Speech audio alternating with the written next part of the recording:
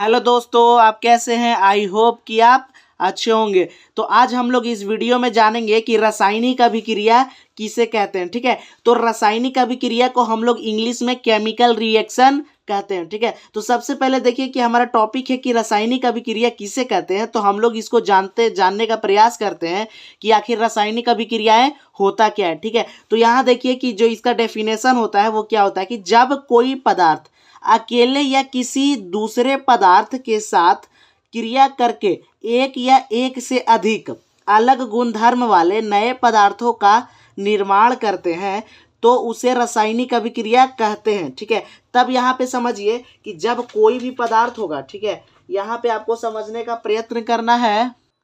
ठीक है, तो कोई भी होगा ना तो वो अकेले या किसी अन्य पदार्थ के साथ अभिक्रिया करके नया पदार्थ बना लेगा और उसका गुण भी क्या होगा, नया होगा, तो हम लोग उसे रासायनिक अभिक्रिया कहेंगे। जैसे कि मान लेते हैं कि ए कोई पदार्थ है। ठीक है, हम लोग मान लेते हैं कि ए कोई पदार्थ है, यह जो है ना अकेले क्या करे। ठीक है, अकेले क्या करे कि कुछ नया गुणधर्म वाला चीज बनाए। जैसे कि ए कोई पदार्थ है, यदि हम इसको मान लेते हैं कि सेब है। ठीक है, मान लेते हैं कि ए क्या है, सेब है। यदि सेब को कुछ दिन रख देंगे और यह क्या होगा, सड़ जाएगा तो सेब जो है वो सड़ेगा। अब सड़ेगा कैसे, देखिए वो अकेला है तो वो सड़ेगा, ऑक्सीजन मिलेगा उसको, बहुत दिन हो जाने पे उसमें कीड़ा लग जाएगा तो सड़ जाएगा।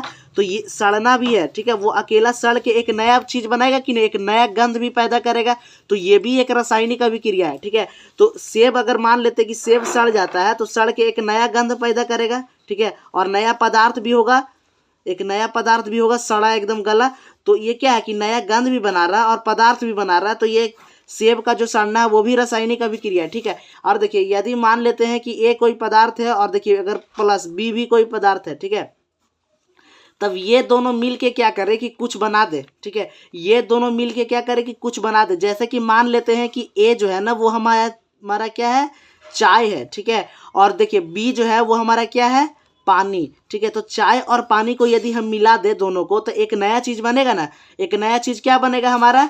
ठीक है, तो हमारा नया चीज जो बनेगा वो हमारा क्या होगा, टी जिसको बोलते हैं हम लोग। ठीक है, तो ये चाय है और ये पानी मिल के आप घर में जो चाय पीते होंगे वो बन जाएगा। ठीक है, नया में क्या बनेगा, जो चाय जो हम लोग क्या करते हैं पीने वाला। ठीक है, तो यहाँ पे भी नया पदार्थ बन रहा है। तो क्या हो रहा है कि यहाँ भी रासायनिक अभिक्रिया हो रहा है। वैसे यहाँ पे समझिए कि उदाहरण में क्या दिए हुए हैं कि जब देखिए कि मैग्नीशियम जो होता है ना ऑक्सीजन के साथ अभिक्रिया करता है, यानी मैग्नीशियम ऑक्सीजन के साथ जुड़ जाता है और क्रिया करता है, तो फिर क्या बनता है कि मैग्नीशियम ऑक्साइड बनता है, जो कि मैग्नीशियम और ऑक्सीजन से क्या होता है, अलग होता है। ठीक है, तो यहाँ पे नया पदार्थ बनता है। तो ये भी एक क्या है, रासायनिक अभिक्रिया है। अब यहाँ पे समझिए कि देखिए ये जो क्या है, हाइड्रोजन है और ये क्या है, ऑक्सीजन है। ठीक है, तो यहाँ पर देखिए हाइड्रोजन और ऑक्सीजन जब मिल जाता है तो मिलने के बाद क्रिया करके क्या बनाता है, जल बनाता है। ठीक है, देखिए क्या बनाता है कि हमारा जल जो 2H2O है ये हमारा क्या है, जल है। ठीक है, जल यानी जो हम लोग पानी रहता है, पानी आप घर में देखे होंगे तो ये क्या है, जल है। तो ये भी देखिए कि हाइड्रोजन और ऑक्सीजन मिल रहा है, दो पदार्थ। और देखिए तो ये हाइड्रोजन से भिन्न है, ये क्या है, जल है, एक नया चीज। ये ऑक्सीजन से भी क्या है, भिन्न है।